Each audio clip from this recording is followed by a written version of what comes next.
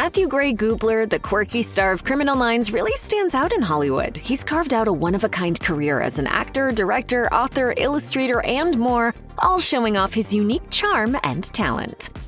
Matthew Gray Gubler's story begins in Las Vegas, where he was born in 1980. Celebs may be gorgeous otherworldly figures with legions of fans, but even they're not immune to having experienced the boundless cruelty of bullies as youngsters. Gubler may be something of a heartthrob now, but he was picked on as a child. However, he ultimately views being bullied, or rather overcoming being bullied, as a positive experience. As he told BuzzFeed, "I thank every bully I ever had because that's the only reason I'm here. I learned how to not be affected by it and triumph over it, and that made me. Again, if I had any success whatsoever, it's because these people made fun of me." The dashing star went on to recount the first time he was made to feel like an outsider, exemplifying his ability to turn even the most horrendous experience into a positive. In particular, he was targeted by schoolyard trolls for wearing glasses, telling Glamour, "I wore these glasses that floated on my head. They were called floaters." As he recounted to BuzzFeed, "I remember a kid throwing an orange at the back of my head in Spanish class and calling me Four Eyes, and I remember saying, I said,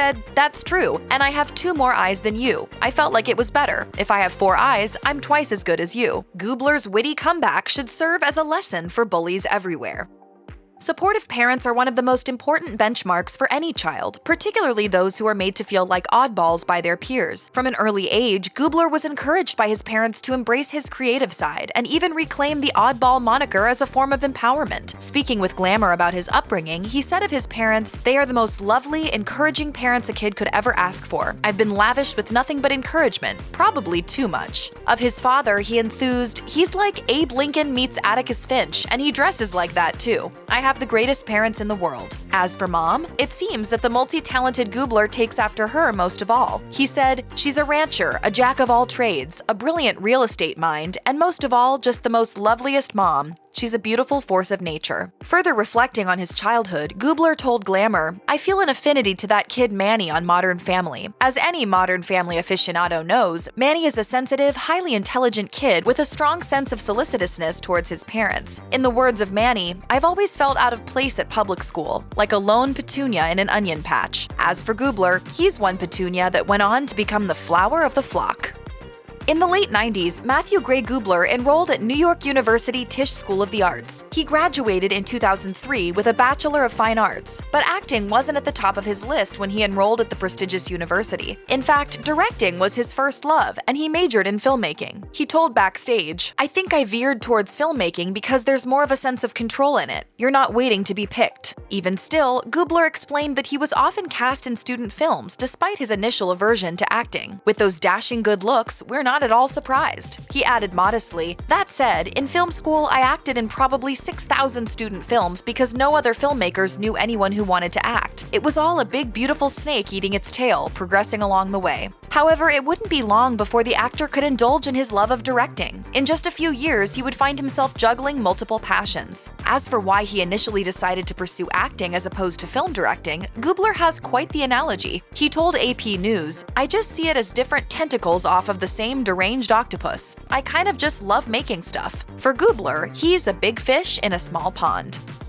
With his pretty boy looks, Gubler's countenance fits right in with the models of the 2000s. At the time, there was an emphasis on non-threatening, boyish, and almost feminine male models. Subsequently, Gubler's appearance was highly sought after by the scouts of the era. According to CBS, his modeling career began in 2001 when he was a film student at New York University working for some major luxury brands. Gubler told CBS, "I'm in Paris opening up a Louis Vuitton show. It was a thing I knew very little about. It was like someone calling you and asking, 'Hey, do you want to be an astronaut?' Considering his chiseled and dainty features, it's a little hard to believe that modeling was a totally alien concept to the heartthrob. Looking back on his stint as a model with good humor, he contrasted the demands of modeling and acting when interviewed at the MC TV Festival. "The hardest acting of all is doing modeling because it's very seldomly an area where they want any amount of personality. I look at it more as performance art than modeling." Despite his good looks, Gubler remained self-effacing. He added, "It was during a time when modeling went away from the Zoolander buff, cool guy thing and into, luckily for me, a scrawny, weird-eyed, long-haired thing."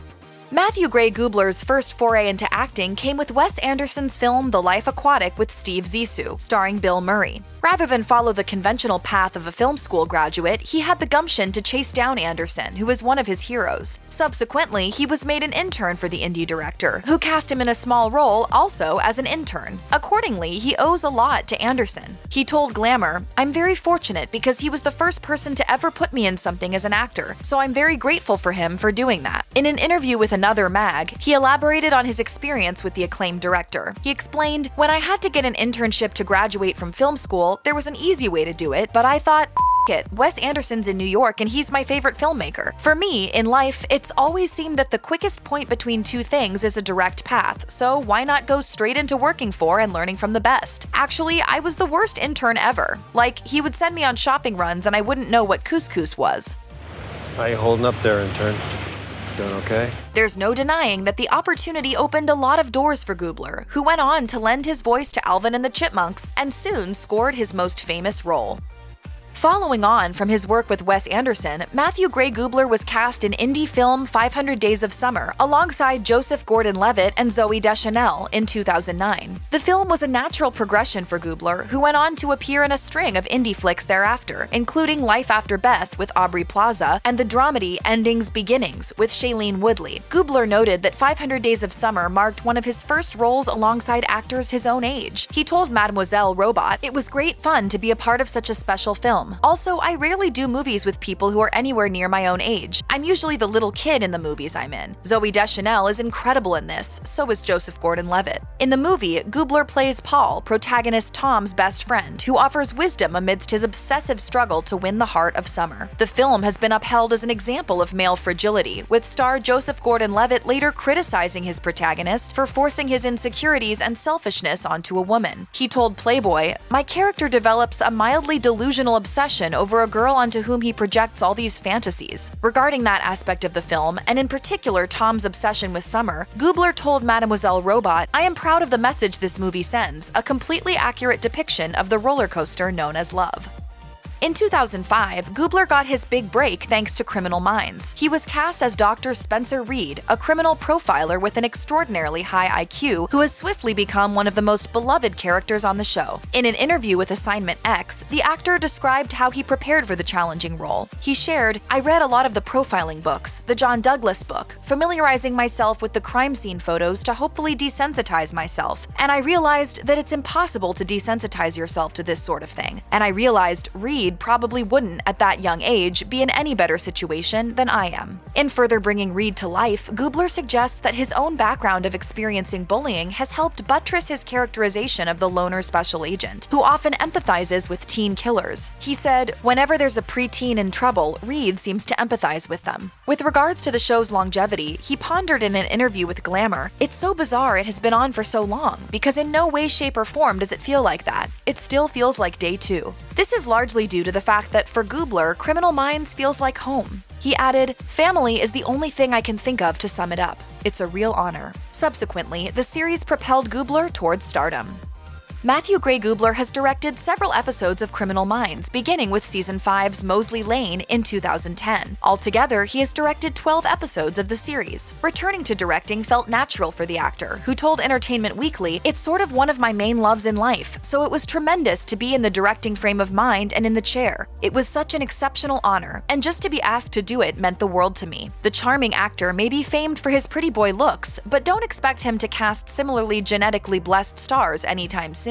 He explained to another mag, "I kind of pride myself on my casting choices with everything I direct. There's a tendency in TV in general, not on our show, to go the safe route with casting. You know, the beautiful blonde is the victim, and I like people that have a natural character." Matthew Gray Gubler has many passions and side projects, one of which is painting. His drawings are steeped in childhood regression and often horror-tinged, and his artwork was featured in a 2010 issue of Juxtapose magazine. Regarding his idiosyncratic painting style, Gubler is aware it isn't everyone's cup of tea. He told BuzzFeed, "Some people misinterpret my style of painting as offensive, and I've had instances where I've painted beautiful portraits for like a girlfriend or someone, and they're just like, they look at it with a grimace and they're like, 'This is terrible. I don't look like this, and you're awful.' awful and you must hate me." Gubler uses his Twitter platform to showcase his unusual artwork. In one post, he exhibits a grotesque interpretation of Donald Duck. In another, he depicts a ghost on a platter with a pickle for a leg. Additionally, he bagged a whopping $10,000 when one of his watercolor paintings went up for auction on eBay. But in true Gubler style, he didn't pocket the earnings for himself. According to the auction listing, all proceeds from the sale went to the Smith Center for Performing Arts in his home city of Las Vegas. We would certainly be interested in hearing Spencer Reid's analysis of Gubler's paintings. In the words of his forensic alter ego, "Sometimes for an artist, the only difference between insanity and genius is success." Seriously, Dr. Reid, help us figure out what a ghost with pickle legs means. I don't know. What does a successful guy like Matthew Gray Gubler do at the weekend? Hang with famous pals? Court stunning supermodels? Well, no, actually. He likes to work. Gubler has been pretty open about being a workaholic, which is unsurprising considering his insatiable need to constantly pursue different creative avenues. When Mademoiselle Robot asked the actor what his typical weekend consisted of, Gubler replied, "Saturday evenings, I just stay at home and try and make stuff of some sort, then I eat a pint of ice cream, light a pumpkin candle, and watch a movie. But only after I feel I have done something productive with my day. If I haven't done something productive, I will carry on working through the night." Pumpkin candles and extra work don't sound like the typical weekend pursuits of a Hollywood A-lister, but Gubler isn't typical in any sense of the word. This is nothing new for the actor, who admits that he's always been addicted to keeping himself super busy with work. He told Mademoiselle Robot, "My job is really time-consuming, but it is the greatest in the world. I love to work. Even when I worked for retail shops in high school, nothing is better than a long, hard day of work. If I don't fall asleep exhausted, it feels like a waste of space." We can't help but feel that Gubler is taking his commitment to work to Spencer Reid level proportions, but then again, great minds think alike. At this point, it's really no surprise that Matthew Gray Gubler has a rather frivolous side. It also totally makes sense then that his favorite genre of all is probably the silliest. In addition to painting, directing, and acting, Gubler has ventured into making mockumentaries. In 2006, a year after he found fame with Criminal Minds, he made the satirical short Matthew Gray Gubler: The Unauthorized Documentary. One scene shows the fictionalized, highly pretentious Gubler describing his acting method, which results in an impromptu mime performance. Discussing his humor and mockumentary projects, he told Medium, "That's what I love to do when I can. It's my favorite genre. It was quite shocking to everyone that knows me when I got cast on such a serious TV show. Those documentary shorts were based on some of the people I've come across in Hollywood. They are the funniest people in the world, mainly because they don't realize it." While his mockumentary shorts aren't quite in the league of, say, This Is Spinal Tap or even Borat, Gubler is nevertheless adept at poking fun at the absurdities of fame and fortune. It's this instinct that truly sets him apart from many of his contemporaries. FBI profiler, chipmunk, and now mockumentary filmmaker. Is there anything that Gubler can't do?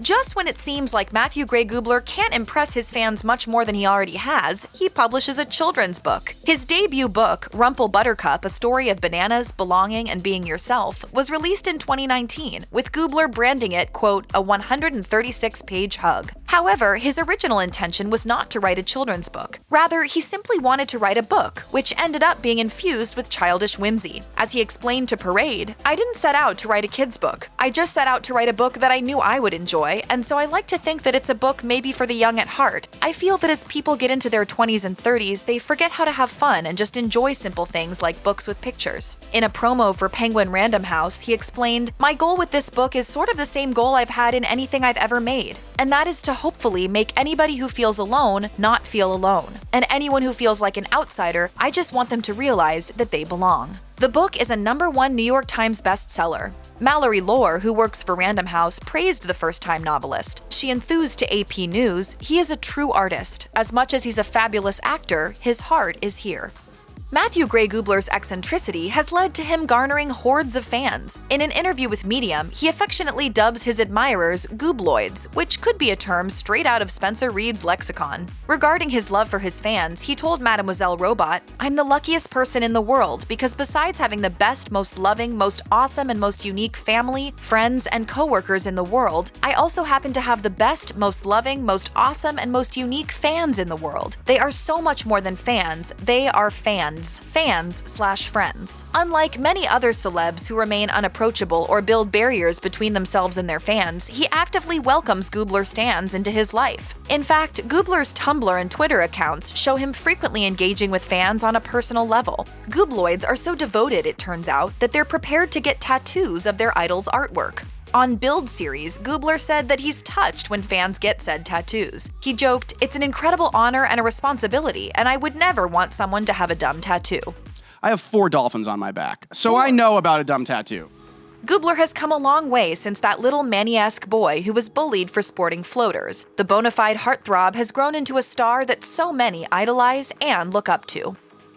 The 2020 cancellation of Criminal Minds after 15 seasons hit fans hard, but there was good news around the corner when Paramount Plus announced in 2022 that plans were in the works for a revival spinoff, Criminal Minds Evolution. 6 cast members from the original series signed on, but Matthew Gray Gubler's name was conspicuously absent from that list. While fans eagerly anticipated the show's return, many weren't thrilled that it would be coming back without Dr. Spencer Reid, who had brought so much color to the series over the years. Rumors swirled that Matthew's absence was due to bad blood, but the truth turned out to be far more mundane: scheduling issues. Showrunner Erica Messer told Us Weekly, "We love Matthew, and he's always going to be a part of the family. We would love for an opportunity to arise to get him back, and we have tried, and he has tried. It just hasn't worked out timing-wise." Matthew later confirmed that explanation during an appearance on the 6 o'clock show, revealing that filming on the new series conflicted with another project he already had in the works, but he insisted he was open to a potential return. It was filming during a time when I was shooting something else, so it didn't work out. But I can't wait hopefully it will soon work out.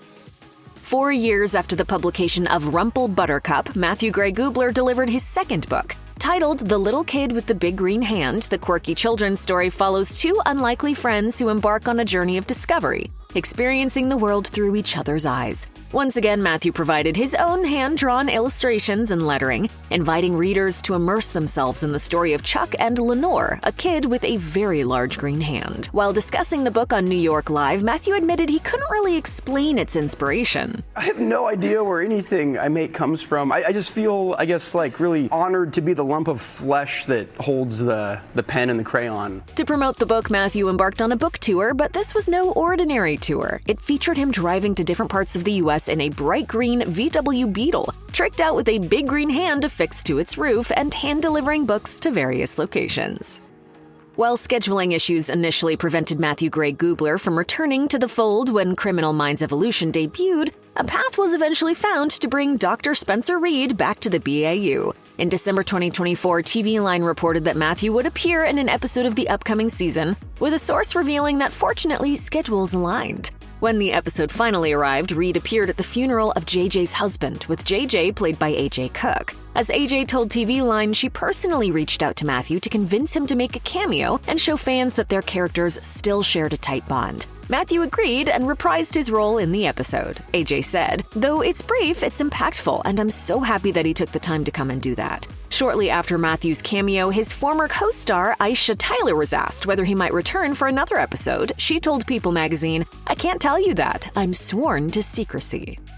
For anyone wondering what's been clogging up Matthew Gray Gubler's schedule and making it hard for him to pop back into the world of Criminal Minds, the answer is Einstein. That's the title of a new CBS drama in which Matthew plays the great-grandson of famed theoretical physicist Albert Einstein. An aimless academic with a bad boy streak, his character is a tenured professor until a brush with the law forces him into a deal, avoid prison time by lending his brilliance to a police detective to help solve the most baffling crimes. Originally slated to debut in the fall of 2025, the series was later pushed to 2026, reportedly because network executives didn't see room for it on an already crowded CBS schedule. They also believed that taking a little extra time before production would result in a stronger show. Filming began in Toronto in the spring of 2025, with Matthew spotted shooting scenes on the University of Toronto campus. Einstein is now expected to debut in the fall of 2026.